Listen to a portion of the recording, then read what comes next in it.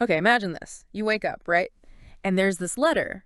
And it could basically reshape your country's entire economic future. Well, for Thailand, that letter, it pretty much just arrived. So today, our deep dive.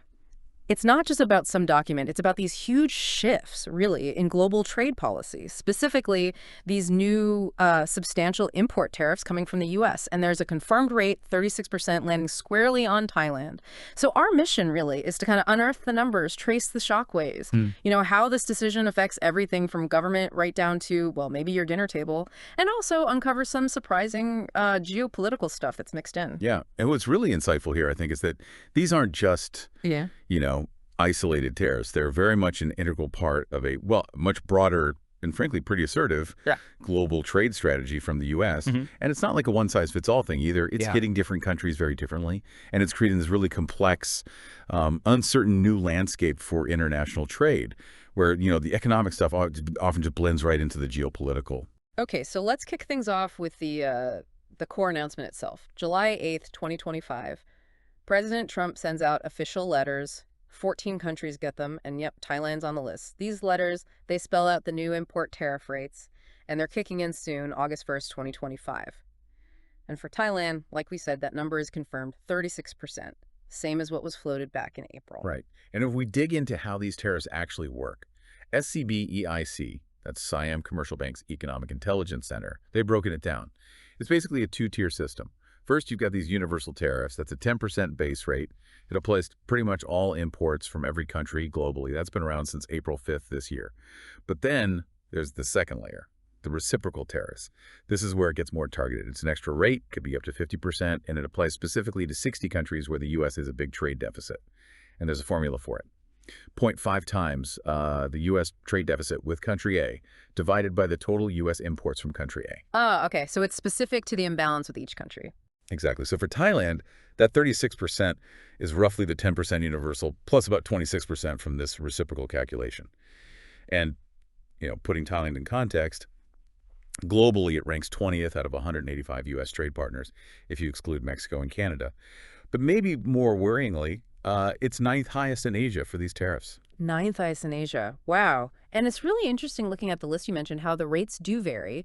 The letters confirm different figures for other countries, too. Said Laos and Myanmar are at 40%, but that's actually down from before. Yeah, down from 48% and 44% respectively. Okay. And Cambodia's 36%, same as Thailand. But again, that's a drop for them from 49%. Right. Then you have Bangladesh and Serbia, both 35%, slight decrease. Indonesia and South Africa, no change, 32% and 30%. Bosnia and Herzegovina down to 30%. And then some went up slightly, Japan and Malaysia. Both up to 25% from 24%. And Kazakhstan, South Korea, Tunisia are also at 25%, though Kazakhstan and Tunisia saw reductions from previous levels. So beyond just the numbers flashing up, what's the thinking here? Does this pattern tell us anything about Trump's, overall strategy? Is he rewarding some, pressuring others? Why these specific tweaks? That's a really good question. It doesn't seem random at all. These variations, they suggest a more nuanced approach, almost like surgical pressure. I mean, the official letter to Thailand's acting PM, it talked about the big chronic U.S. trade deficit with Thailand. Right, the standard reasons. Yeah, and, alleged tariff and non-tariff barriers here, lack of reciprocity, standard stuff. Yeah. But these adjustments for other countries, they kind of hint at a bigger chess game. Maybe some reductions are a reward for cooperation, or maybe just to stop trade completely collapsing. While increases, like for Japan and Malaysia, maybe that's a push for them to open up their markets even more. Maybe it's about specific industries. It feels less like just pure economics and more like using trade as a geopolitical tool and for market leverage. Right. And speaking of leverage, the letter wasn't all stick, was it? There was a pretty big carrot dangled, too. The main offer seemed really clear. 0 tariffs if Thai companies actually set up production, manufacturing inside the U.S.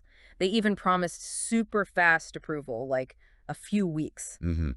A significant incentive. But then the stick was just as clear. If Thailand even thinks about raising its own tariffs on U.S. goods. Wham! That increase gets tapped right onto the U.S.'s 36%? Exactly. It's a direct threat. And what's really striking about that 36%, the letter actually says it's less than necessary to fix the trade imbalance. So it's like saying we could go higher. But then it also says rates can be adjusted up or down depending on our relationship if Thailand opens its market more. So does that feel like a genuine opening for negotiation?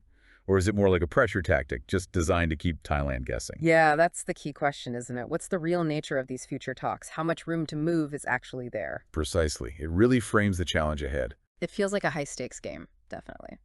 Okay, so we've kind of dissected the tariffs, the rates, the threats, the offers. Now, the big question everyone's asking, how hard is this going to hit Thailand's economy?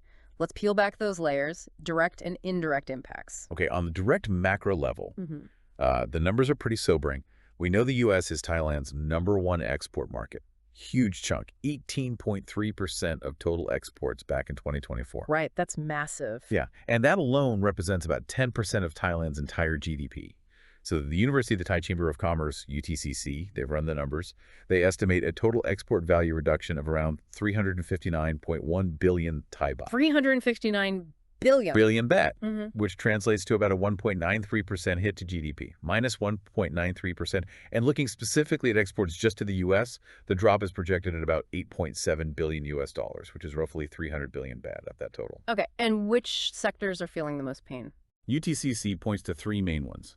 Electrical and electronics, they're looking at maybe a 2 billion hit, US dollars. Then machinery components, about $1.4 billion down. And processed food and beverages, about $1 billion down. And SCBEIC adds more detail on specific products, how reliant they are on the U.S., like computers and parts. 42.9% market share in the U.S. Rubber products, over 31%. Telephones and parts, a huge 58.5% share. Almost 60% for phones and components. Wow. Yeah. And then agriculture. Yeah. The Think Forward Center highlights this too. The U.S. is the third biggest buyer of Thai agricultural goods overall, but #1 for processed agricultural goods. Thailand had a surplus of over 100 billion baht in 2023, just in ag trade with the U.S. So what specific farm products are most exposed? Top ones mentioned are things like jasmine rice, obviously, dog and cat food, canned seafood, coconut products, and rubber tires, which are technically industrial but heavily linked to agriculture. So that 1.93% GDP hit from exports, I mean, it really hammers home how linked Thailand's fortunes are to that U.S. market. Absolutely. It's a stark reminder for sure. But like you said earlier, it's not just the direct hit, it's the ripples, right? The indirect stuff that can spread out and cause even more trouble. Exactly. Those indirect effects are crucial to understand. First, there's the whole supply chain disruption issue. Thailand exports a lot of raw materials, rubber, plastic pellets, aluminum, to countries like China, Mexico, Canada. Intermediate goods? Precisely. Those countries process them and then export the final products to the U.S. So if they get hit with high U.S. tariffs, their demand for Thai inputs just dries up. It's a domino effect. Okay, makes sense. What else? Second, you're going to see increased global competition. Countries that suddenly can't sell as much to the U.S., they're not just going to stop producing. They'll try to sell those goods elsewhere, flooding markets where Thailand currently sells. Pushing prices down for everyone. Almost certainly. More competition, lower prices. Bad news for Thai exporters. And finally, there's this big cloud of investment uncertainty. Just a general wait-and-see vibe. Nobody's quite sure where these tariff rates will finally land, so both foreign direct investment FDI. Especially from China, maybe. Using Thailand as a workaround. Exactly. That's expected to slow down. But also domestic investment. Thai companies might hold back too. So SCBEIC sums it up as a significant downside risk to GDP growth. Yeah. That 2.4% forecast for 2025 might be hard to reach now. Okay, so the outlook is, well, challenging. Given all that, what can Thailand actually do? Negotiations seem key, but how does Thailand realistically position itself? Especially when you look at neighbors, competitors like Vietnam. Yeah, the Vietnam comparison is really telling. They faced a similar situation. Remember, Vietnam initially faced a potential peak tariff of 46% from the U.S. Oh, 46, okay. But they managed to negotiate that down to 20% for their goods entering the U.S. They did agree to a higher 40% tariff on goods just being transshipped through Vietnam to stop tariff dodging. And here's the kicker. They agreed to 0% tariffs for U.S. goods coming into Vietnam. 0% across the board. Wow. Pretty much. Yeah. So why did they succeed? Reports say they were just incredibly aggressive and all in during the talks. They clearly saw the U.S. market as absolutely critical and showed they were willing to open up their own market, change laws quickly. There was that famous example of them accommodating Samsung's huge investment requirements in just 10 days. 10 days. That's incredibly fast. It showed commitment. It was definitely a strategic gamble opening up so much, but for them, it seems to have paid off in terms of securing that lower U.S. tariff. That's a really powerful example of Vietnam's approach. But, Is there a downside to going all in like that? Could making such huge, rapid concessions weaken a country's economy long term? Or maybe hurt sovereignty, especially in sensitive areas like agriculture? Or does Thailand just not have a choice? Maybe it has to follow that aggressive playbook. That really is the core dilemma, isn't it? Right. And Thailand definitely faces some hurdles that make that Vietnam model much tougher to copy. For one thing, production costs. For certain things, like garments, Thailand's costs are just higher than Vietnam's, maybe 5–10% higher. Right. Labor, electricity. It adds up. So less competitive from the start. A bit, yeah. And maybe more importantly, Thailand has way less flexibility to just say, okay, 0% tariffs on all U.S. imports, especially agriculture. That's a hugely sensitive area domestically, lots of powerful local interests. Right. You can't just open the floodgates. Exactly. And history shows the U.S. has specific asks for Thailand, too. Reducing tariffs on American wine, beer, beef, increasing import quotas for feed grains like corn, wheat, coffee, loosening standards for things like U.S. pork, beef, poultry imports. Trying to deliver all that politically, it would be incredibly difficult here. A real tightrope walk, yes. So what's the realistic expectation then? Is there any hope of getting close to Vietnam's 20%? Well, there's some talk that the U.S. might try to apply a similar deal across ASEAN, sort of ASEAN model, to maintain regional balance. But even if negotiations go well, most experts seem to think getting down from 36% to maybe 18% or 20%. That seems like a more realistic goal for Thailand. Not the 10% some were hoping for initially. No, that 10% base rate seems pretty much impossible right now, given everything. 18–20% would be a significant win, honestly. And of course, we have to keep saying it. There's always that uncertainty factor when you're negotiating with Trump. He's known for changing his mind, shifting positions suddenly. Right. That unpredictability is always there.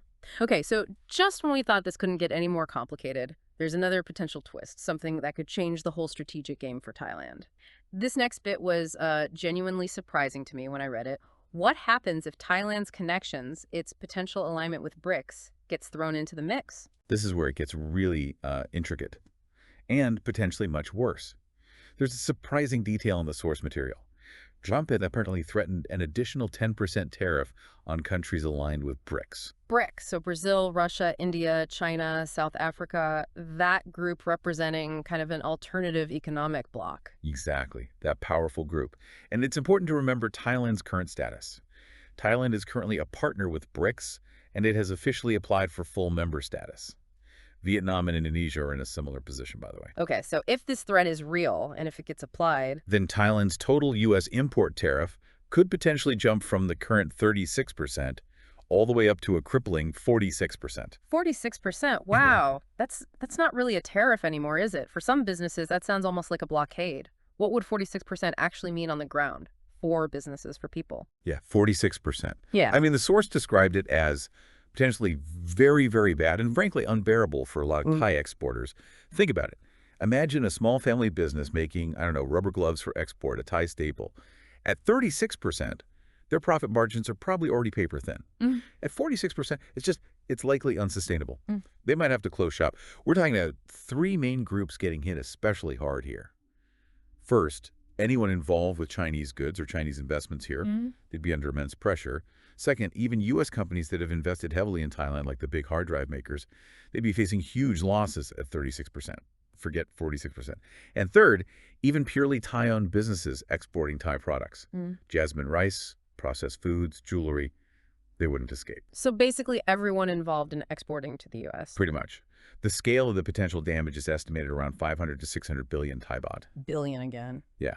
And when you look at that number, the kind of short-term government help being discussed, like maybe 10 billion baht in liquidity support. It seems tiny in comparison. Exactly. It seems, well, woefully insufficient to really cushion a blow that big. And yes, everyone says diversifying markets is the answer. It's a must-do. But that takes time, a lot of time. It's not a quick fix that can absorb an immediate shock of this magnitude. It's easy to get caught up in the billions of baht, the percentages. But when you break it down like that, you realize this isn't just abstract economics. This is about real people, real families worrying about paying bills, small business owners facing impossible choices. So while these big numbers seem distant, let's really bring it home for you, our listener. How do these tariffs actually trickle down and affect the daily lives of ordinary people in Thailand? Yeah, SCB did a good job breaking down how this hits different groups. Yeah. Let's start with laborers, the general public, often the most vulnerable, right? If you work in one of those export-heavy industries, computers, electronics, rubber, auto parts, air conditioners, phones, you face a really high risk of, well, fewer work hours, less overtime pay, maybe even layoffs. And finding a new job could be tough. So direct impact on household income. Absolutely. Less money coming in means less spending day to day. And that has knock-on effects, even hurting small local shops, street food vendors, everyone who relies on that spending. Okay, what about the middle class? For the middle class, maybe employees in those same export companies, but in roles like sales, marketing, logistics, they can face job insecurity too. Maybe salary increases get delayed, bonuses get cut, benefits reduced. And if you have investments, maybe your portfolio takes a hit if it's tied to those export companies. Generally, this group might just postpone big purchases, new car, a house, maybe just because the economic future feels so uncertain, which, again, slows down the whole economy. And finally, the top end. Wealthy individuals, big investors, business owners. Well, for business owners focused on exports, the impact is obviously direct and severe. Sales down, revenue down, profits shrink, competition gets fiercer. They might have to actually downsize, cut production just to stay afloat. For large investors, it means more market volatility. They might delay big new investments, including that crucial foreign direct investment, FDI. And if the economic slowdown drags on, even their asset values, like real estate, could start to fall. So it really does permeate every level. This isn't just a problem for giant corporations or the government. It's a national challenge affecting pretty much everyone. Definitely a shared challenge. Okay, so as we start to wrap up this deep dive, wow, we've really seen how this latest move by President Trump, confirming that 36% tariff for Thailand, it just spins this incredibly complex web. Direct economic hits, indirect ripples, impacting major industries, billions in trade, but also filtering right down to everyday households, jobs, and spending. We've looked at the tough negotiation choices ahead, especially comparing Thailand's situation to that very aggressive Vietnam model. And then that added twist, the BRICS factor, hinting that geopolitics is tangled up in all this trade policy, too. Mm-hmm. And with that August 1st implementation date just looming, just weeks away now, Yeah. constant vigilance, smart, ongoing strategic negotiations are just absolutely essential. The really big question for Thailand now is finding that balance. How do you open your markets enough to maybe get a better deal while still protecting your own vital industries, especially sensitive ones like agriculture? And how do you keep attracting investment when things feel so uncertain? It's a huge balancing act in this new trade environment. So much to consider. What really stands out to you from digging into all this? And maybe a final thought for you, our listener, to chew on as these global trade relationships keep shifting and churning. In this new era where trade is complex, sometimes confrontational, and economic interests seem paramount, what does it actually mean anymore for a country to be a trade partner? And how much does loyalty really count for when the economic competition gets this fierce? Something to think about. Thanks for joining us for this deep dive.